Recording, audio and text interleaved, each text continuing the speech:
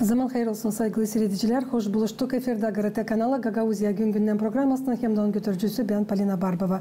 Bugün bizde stüdyoda bulunur benim kolegam Gagauz Radyo uzmanı, jurnalisti Zinaida Yefremova. Zaman hayır olsun Zinaida, çok sağ olun. Hani bakmadan ona hani şimdi çıktınız programadan geldiniz katılırsınız Gagauzya Gün Gündem programması çünkü var ne anlatalım. Sağ olasın siz de. Beni teklif ettiniz. Sanırız ki olacak güzel hepsi için. Saygılı seyirciler, bir kısa aralıktan sonra biz yine buluşacağız bu stüdyoda. Kalın bizimle.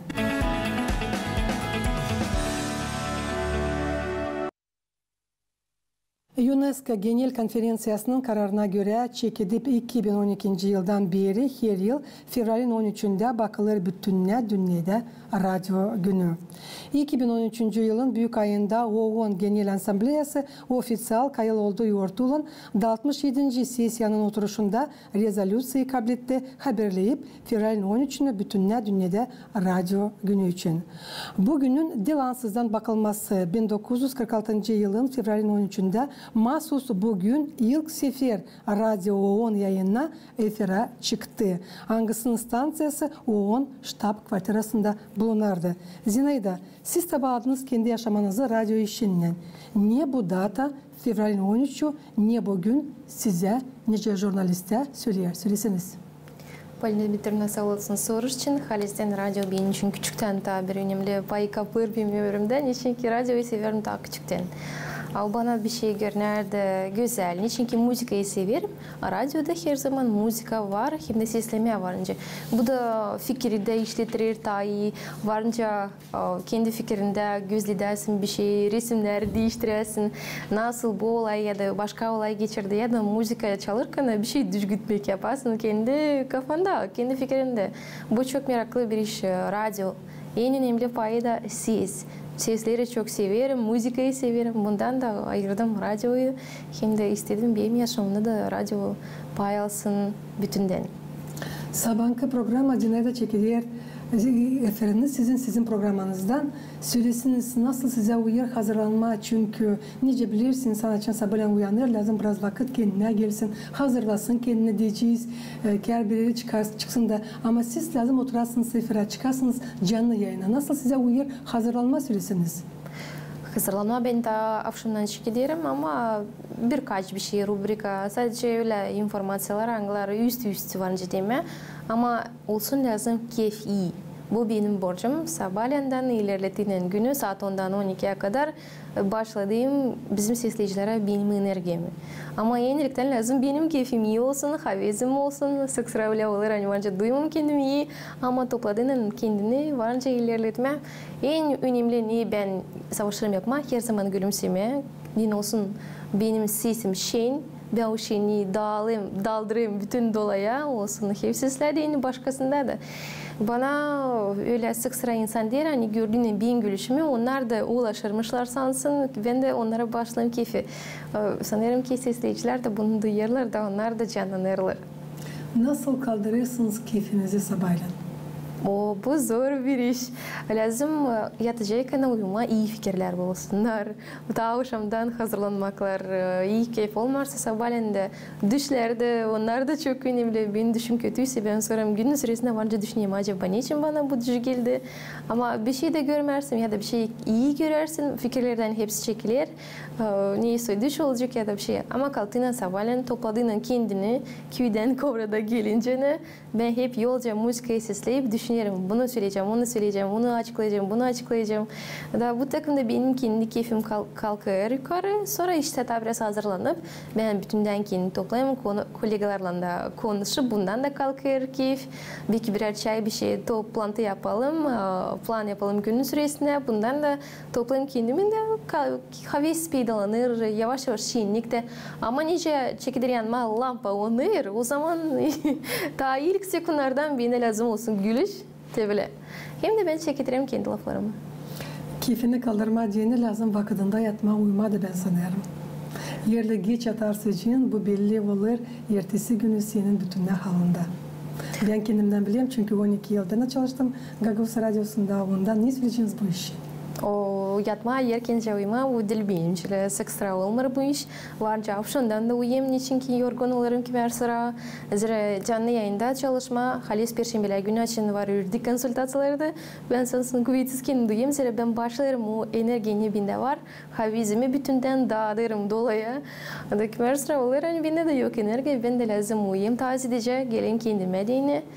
Ama biz belli Allah'tan öyle ben insanım hani paylaşayım alemden açanda enerji biter ben o zaman kendimi duyarım fasıl bana lazım enerji ben kendimi doldurayım hem de başkasına da başlayayım o sıcaklığı belki gülüşü belki güzel lafı belki bir kompliment öyle iyilik yaptığının laflarla bakar ki ben de olurum daha mutlu. Çok meraklı götürüyorsunuz programı. Her zaman kendim sesliyorum. Mesela İsteyim Süleyman Yusuf Kur'da. Sağ olun. Bu benim bir seviyen programım Gagavuz Radyosu'nda. Çok sağ olun. Utandırdınız beni.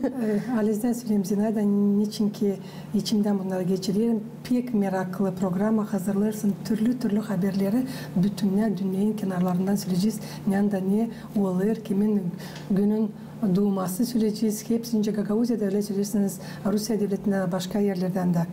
Ama 5 yıldan ziyadence çalışırsınız Gagavuz Radyosu'nda. Yıldan korespondent uğrunda çalıştınız. Neden sonra sabahınkı bugün programasına götürmeye başladınız. Da bugünkü günlerde götürüyorsunuz hangisi her sabah 2 saat uzanır. Bu programda nice de başka haberlerde çok güzel, pak hem de zengin Zinaida Yefremova'nın sesi Gagavuz dili tabirse çizgileceğim hani öter. Nice biliriz bir de halk yok nasıl ilerlesin dinsiz, dilsiz, adetlersiz, kültürasız. Zinaida söyleseniz nereden bu kadar sevgi kendi ana diline? Varınca öyle diyeyim hani derinden candan o sevgi gelir hem de sanırım ki Allah'tan da benim iki ana dilim var Rus hem de Gagavuz ama Gagavuz dili bana daha yakın ne çünkü Gagavuz kanım daha çok var bende bunu söyleyeceğim şakadan dediğinin ama halizden ben küçükten büyüdüm bu topraklarda Moldova'da. Moldova'nın dili devleti hep benim için yakışıklı. Niçin ki dostlarımla da varınca konuşayım. Başka insanlardan da bir şey ker sorduğundan sokağın izce geçme aykırılama ker bulunarak Kişinev kasabasında. Ama burada Gagavuzya'da bulunarken ker Kişinev'den gelirken geri ve dönürken görüp o Gagavuzya yazılarını ker canım sevinir. Hani ana topraklarımıza girdik. Açanda başka köylere de gideriz. Hep sevinirim. Hani bizim topraklarımız çok güzel. Çok cömert topraklar. İnsan da burada öyle açık yürekli. Canışındım, severim kendi toprağımı, severim kendi ana köyümü, severim Komrad'ı. Bu küçükten tabii sanırım ki. Hem de çoğunda insanlarda da var bu duygular. Değil sadece bende. Benim anam babam severler bu toprağı. Malum, dadım hepsi severler. Sanırım ki başka dedilerden bende vardılar onlar da. Biz belli kandan geçtik. Ama Gagavuzlar halizden kendi vatanını, kendi halkını, historisini, adetlerini hepsini bilirler. Hem de savaşırlar ilerletme bunu. Ruhumuz kavi Gagavuzlarda. Bunu diyeceğim. Halizden istemem küstürmeye kimseydi ama isteyim söylemeyen köylerde açık, pak hem de güzel Gagavuz dili yöteyer. Varınca diyeyim doğrudan hani daha çok insan laf eder. Halis büyük yaşlı insanlar. Onlar o güzel Gagavuz dilinde laf ederler. Canım sevinir. Ker malum da açan laf eder Gagavuzça. Bir şey historiyaları, anlatmaları, açıklar. Bundan ker sevinir. Evvel masalar Anglar Gagavuzlarda hep sözden ağızdan geçerdiler. Çok sevinirim. Açan işi derim. Hem de canım da öyle açık, aydın, rahat. Onun üstünde alemden de paylaşma bunu isterim. Hem de bana ilkinden zorcaydı. Öğrenmekten sonra laf etme Gagavuz dilinde. Ben sandıydım hani ben çekettiğinin çalışma ben Gagavuz dilini bilirim. Ama gide ben anladım hani ben onu tabi bilmiyorum. Onun için de koyduğum niyet verilme de şimdi bile bol sizinle laf ederim. Çıkıp köyden çoğu diyeceğiz genç olanlar savaşlarla tazede süreci laf etmeye Rus dilinde. Sizde başka türlü oldu. Siz ilerledirsiniz Gagavuz dilini. Söylesiniz ne kadar sık siz laf edersiniz diyeceğiz Komrat kasabasında Rus dilinde. Yok nasıl söyleyeyim haberleri de hazırlıyoruz Rus dilinde okuyorum da hepsini Rus dilinde düşünüyorum da Rus dilinde ama laf ederim Gagavuz dilinde niçin ki benim bile borcum ben programımı götüreyim Gagavuz dilinde ben laf edeyim Gagavuz dilinde lazım onlar öyle ki her fikirde belki şaşırma bir lafları bir şey kimi olur olaylar ama savaşırım olmasın bile bir şey ama sadece Gagavuz dilinde olsun programlarda hepsi şeydi hem de laf ederken de hepsi insanlarla dolayı da bana da kolay Gagavuzça halis büyük insanlarla niçin ki onlar Tay bilirler Gagavuz dilini. Çünkü bu topraklarda yaşarlar çoktan. Onlardan öyle takılı ama gençler Rus dilinde laf ederler. Şimdi gördüğüm bir kimseyi küçük kuşaklardan belki ama açıkçası derim o küçük kuşacıklar 1,5 yaşındaydı ilk lafları Gagavuz dilinde yaparsa da buna çok sevinirim. Var uşaklar 3 yaşında da 4'te 5'te ama taşıkülerde bunu ama kasabada da gördüğüm bir uşak laf ederken Gagavuz dilinde bu çok meraklı bir iş. Elbette hepsi diller lazım. Ker bizde devlette 3 dilde laf edilir. Hem de başka dillerde de etnika uğrunda Rus dili, devlet dili, hem de Gagavuz dili de bizim için çok önemli. Onun için benim için bence nışındığım birazcık da ileri. Ana dillerim iki, Rus hem de Gagavuz. Ama Gagavuz dili daha çok kullanılır işte. Ama zor mu iki dili beraber kullanma diyeceğisi? Sorayım sizce bir genç uzmana. Bu çok zor. Bizden laf ederken Gagavuzca, onlar mesela programımda Musafirim Rusça laf ederse de sonra zor değiştirme lafı Gagavuzca ama yavaş yavaş iş çalıştığından burada sık sıra alışırsın. Ama dostlarımla laf ederseydim, Kerkeşnev'de de çoktan bulundum. Öyle çekirde onlarla Gagavuzca laf edeyim. Zira alıştım. Burada bulunarak Gagavuzca her gün. Da Rus dilinde onlarla çekmerdi laf edeyim. Makar ki onlar beni anlamayıcıydılar. Elbette doğru söylediniz. Hani Moldova devletinde, burada bizde Gagavuzya'da da kullanılır 3 dil. Bu Moldovan dili, Rus dili hem de bizim ana dilimiz. Hem de dil lazım unutmayın. Biz başardık Rus dilinde okullar, yüksek okullar. Onun için ne kadar taze insan bilir değil, o kadar taze onun için. Jurnalistika zanatı pek bir cevaplı bir uğur ama pek meraklı iş çünkü ilk öğrenirsin, bilirsin, tanışırsın haberlerle türlü uğurlardan. Söylesiniz niye söylenizden lazım olsun jurnalist, maalesef bugünkü günler? Bu zor bir soru. Hali jurnalist lazım olsun cevaplı, lazım olsun çok dikkat, becerikli. Dili bilsin, halis işlerse bizde burada kampanyada ama bizim kolegalarımız bu standartlara uyarlar. Hem de kaçırmama bir de haberi olma her zaman ilk aktual olsun diye bu haberler. Hem de niye ben kendi tarafından isterim açıklama candan her bir şeye yaklaşma. Candan olsun. Olmama her zaman öyle küsülü, pek serios olma ama olsun gülüşte. İnsanı yakıştırma kendine. Onlar duysunlar sen iyi bir insansın. Candan sen onlara yaklaşırsın. Ama dille hani borcun var ya da istersin öyle bile yaklaşma, soruşturma bir şey. İnsan duyar. Energetik aşırı doğru dediniz. Dil öyle. Lazım candan her bir şeye yaklaşma. Ama halizden de her bir şeyde pek candan dile yaklaşmazsa kendine kedir getirirsin. Bu takım istedim söylemeyi. Halizden her bir uzman nerede de çalışmasın, hangi sferada da olmasın, o lazım bilsin niçin o gelir işe. Hem de sever mi o işi? Nerede o sevmerse ben sanırım o işi, o lazım bulsun kendisine göre. Nerede büyük fayda olacak da sadece ona söyleyeceğiz ama bizim cümlemize de. Bu 5 yılın içinde ne kadar Gagavuz Radyosu'nda çalışırsınız, söylesiniz hiçbir zaman da mı gelmedi öyle bir fikir, hani pişman olasınız, ayrılmış zanaat için değiştiresiniz diye diyeceğiz jurnalistikayı başka işe. Ben hiç düşünmüyorum hani varınca da değiştireyim jurnalistikayı bir şey. Şimdiki zamanda ben burada çalışırım. Bugünkü günü Allah verdi kuvvet çalışma ile doğru ilerletme benim işimi. Ben duyarım hani burada benim yerim. Şimdi kere düş gitmem de vardı sık sıra bunu açıklarım. Kolegalarla paylaşırım. Hani var düş gitmem ta küçükten burada çalışayım.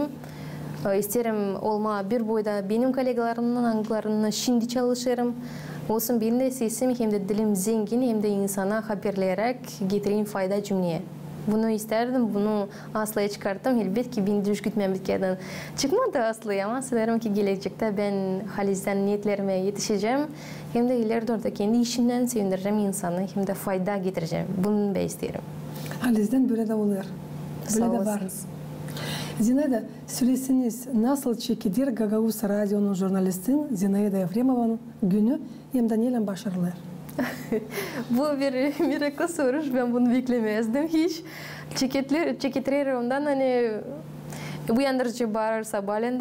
Ben yok havezim kalkma hiç ama ben gele aklıma belazım işe gideyim. Ben var niyetim, borcum lazım bunu yapayım. En pek benim sevgili günüm Cuma günü akşam benim cumartesi. Açım benim var vakitim gelmek kendime, doldurayım kendi enerjimi geri, havezimi, dolayım kuvvetle yeniden çalışma pazartesi günden hem de paylaşma insanın o havezle hangisi bende var. Денжинышından çekitiriler bu sabahleyin işe gelince bir çay içme bir kolegaların bir şey bir tatlılık lazım olsun. Zira tatlılıksız hiç gitmiyor iş. Lazım olsun her zaman haviz. Değil çok tatlılık ama birazcık lazım olsun. Bundan sonra iş başlar çekitirince zorca birazcık sabahleyin çünkü uyanınca kendine gelince sonra hepsi yavaş yavaş iyi orada gider. Artık başardığınız gününüzü işte gelirsiniz evine zanatlanırsınız, ne yaparsınız? O her türlü yok nasıl söyleyeyim. Belki anaya lazım yardım şeyde. Belki benim işim var. Niçin ki ben hepsini yetiştirmiyorum işte yapma. Ama kalır öyle vakitten evde de lazım bir şey arayayım. Haberleri hazırlayayım, çevireyim.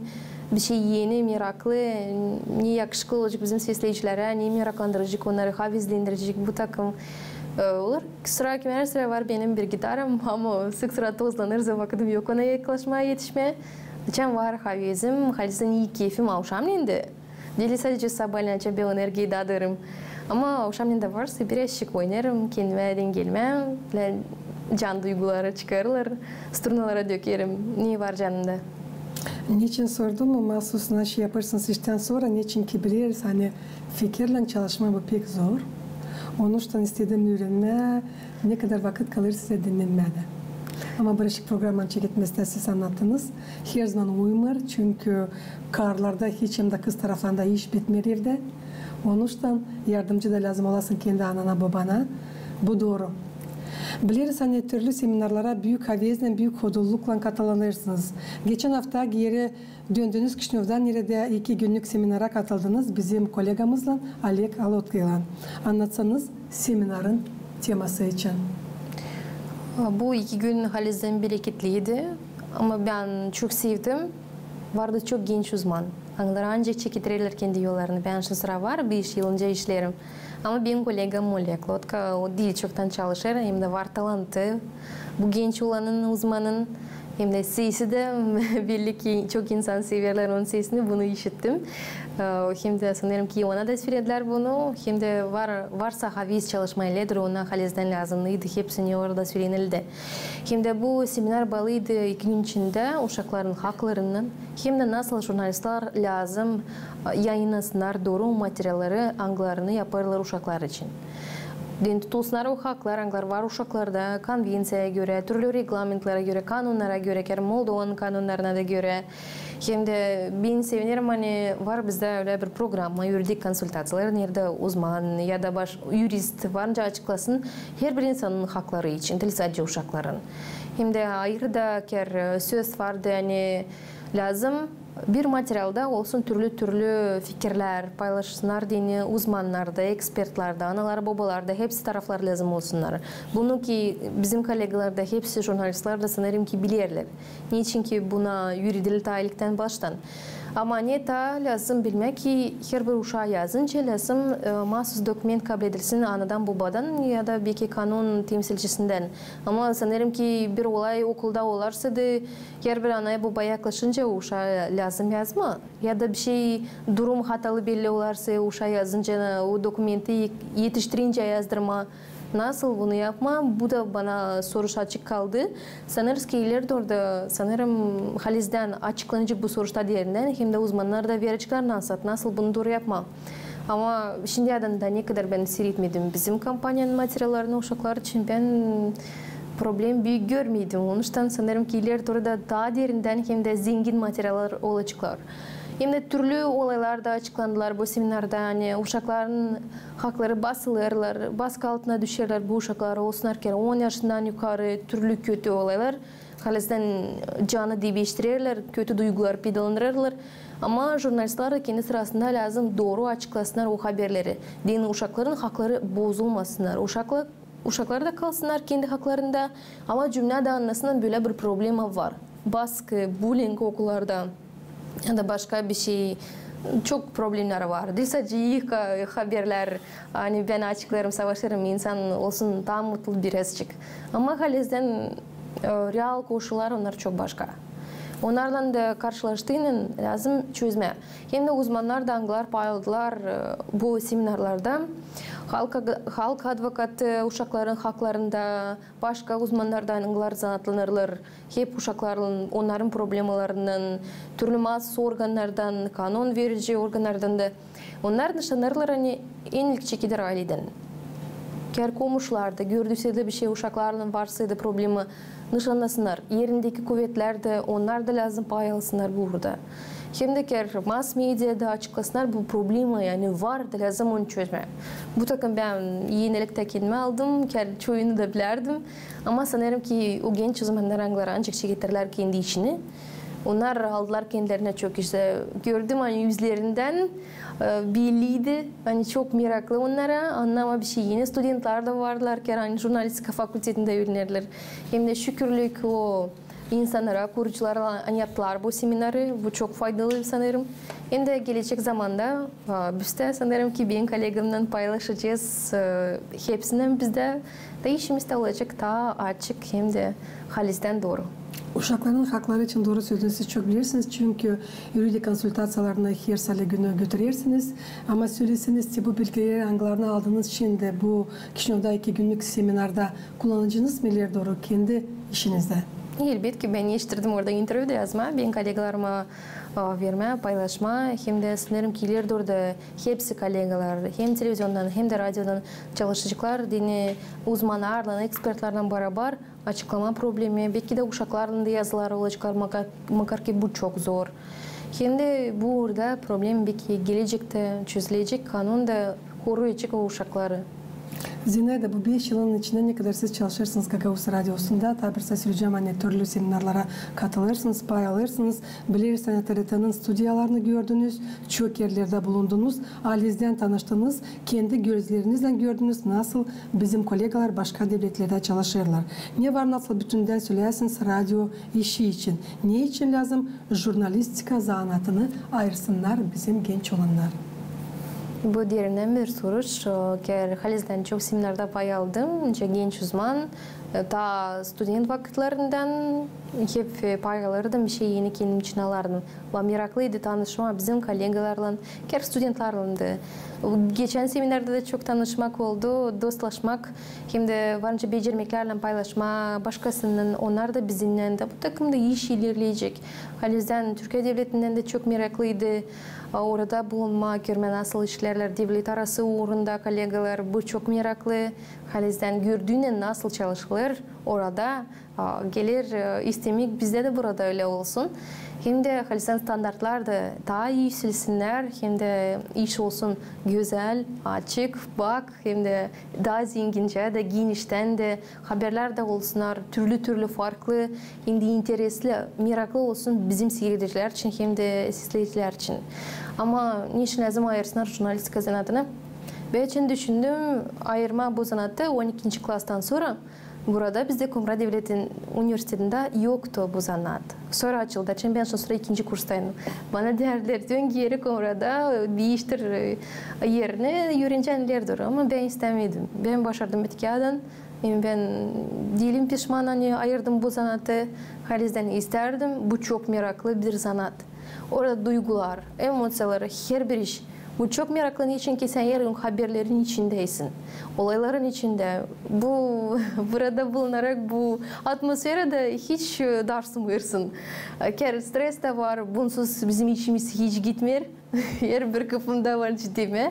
Ama o topladığının kendini, enerjini peydalandırdığının, hem severken bu halizden bu işi, bu zanatı, o kolay gidiyor bence. Ama lazım sadece kimersi olsun aralık dinlenmeyedi. Ama ne isterdim ben söyleme o gençlere kimse ayırma bu zanatı.